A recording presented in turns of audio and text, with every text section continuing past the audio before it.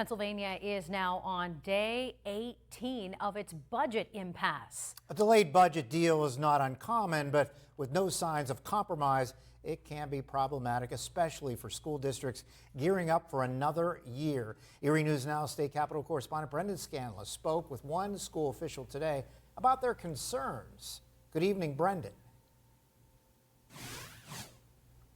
Hey there, Mike and Eva. Good evening. That's right. Today we heard from a local superintendent about the short and long-term impacts of this ongoing state budget impasse.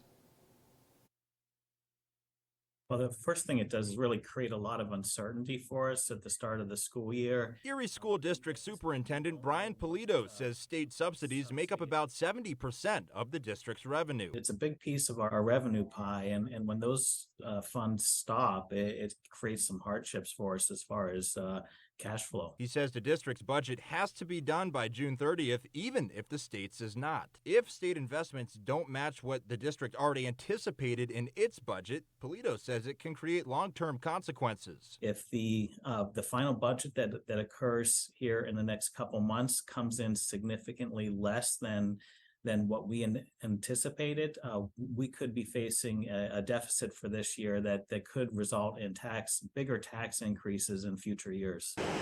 The House and Senate each approved a budget with major education increases, including $100 million for Level Up, a program designed to help the Commonwealth's poorest 100 school districts. However, the deal-breaking removal of $100 million for a private school voucher program has halted the process and raised uncertainty about proposed education increases in the final budget. We have some pretty significant special ed needs here in the district. We need some additional supports, and we were planning on implementing some of those supports with that funding, and with the impasse happening, all of that is on hold right now. Polito says it's time for lawmakers to get back to Harrisburg and finish the job. It's not fair to hold students hostage to political battles. We just need to move forward and make a decision so that we're ready to educate our kids in the fall.